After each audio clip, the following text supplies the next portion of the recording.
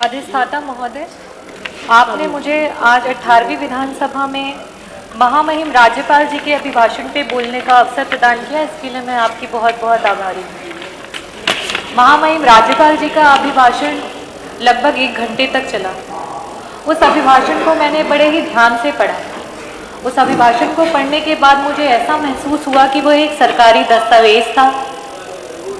योजनाएं और परियोजनाएं थी जिन्हें सिर्फ बोला जाता है।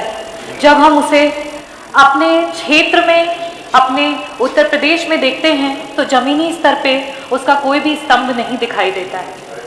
आज मैं इस सदन के माध्यम से अपने विधानसभा में हो रहे चीज़ों को आपके नज़र के सामने लाना चाहती हूँ। कानून व्यवस्था की अगर बात करें तो मेरे विधानसभा में गोलियां चल रही हैं और अपराधी छुटे घूम रहे हैं। उनके ऊपर कोई कार्यवाही नहीं हो रही है।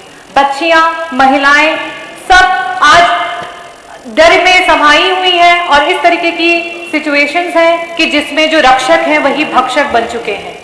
आज अगर मैं हेल्थ सेक्टर की बात करती हूँ तो मेरे विधानसभा में सड़कों की ये हालत है कि लंबी लंबी सड़कें जो मेरे विधानसभा से लेकर के दूसरे विधानसभा को जाती हैं, जिस तरीके से रामपुर बरसिटी निगोह मार्ग 22 किलोमीटर, जमालापुर बरसिटी बधवा मार्ग 25 किलोमीटर, अरुआवा दियावा बारीगांव मार्ग 8.5 किलोमीटर, कटवार सहरमा शाहपुर मार्ग 8.5 किलोमीटर, निगोह कूसा मार्ग 6 किलोमीटर।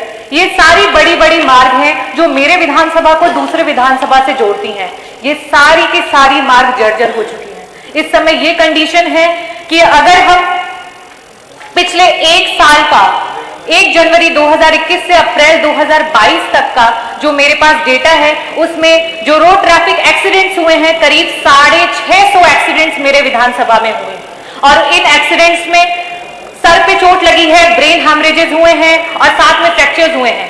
तो अब मैं आती हूँ स्वास्थ्य व्यवस्था पे। वहां पे जो कम्युनिटी हेल्थ सेंटर्स हैं उनकी ये हालत है कि वहां पे कोई भी आरटीए को ट्रीटमेंट नहीं मिलती है। जो भी आरटीए के पेशेंट्स होते हैं उन्हें रेफर किया जाता है। यहाँ पे बोला गया, जैसे कि मैंने कहा, योजनाएं और परियोजनाएं बनती हैं। यहाँ पे मेडिकल कॉलेजेस के उद्घाटन हुए। हमारे पूर्वांचल में भी मेडिकल कॉलेज का उद्घाटन हुआ, लेकिन वहां पे हम किसी भी आरटीए पेशेंट को रेफर नहीं कर सकते। उन पेशेंट्स को डायरेक्टली बीएचयू में भेजा जाता है और बीएचयू में आपको पता है कि इतना पेशेंट लोड है कि वहां पे बेड्स नहीं मिलते हैं। जो गरीब परिवार के हैं वो वहीं पे दम तोड़ देते हैं या फिर उन्हें कहीं प्राइवेट हॉस्पिटल्स में एडमिट कराया जाता है और इस प्राइवेट हॉस्पिटल का खर्चा इतना होता है कि उन्हें अपना घर बेचना पड़ता है, अपनी जमीनें बेचनी पड़ती है।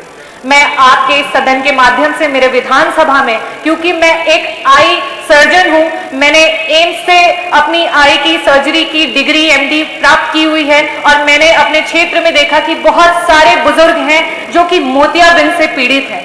जिस तरीके से बुढ़ापे को हम नहीं थाम सकते हैं, उस तरीके से मोतियाबिंद भी एक ऐसी बीमारी है जो उम्र के साथ सभी को होती है और इस मोतियाबिंद की बीमारी के लिए मैंने देखा कि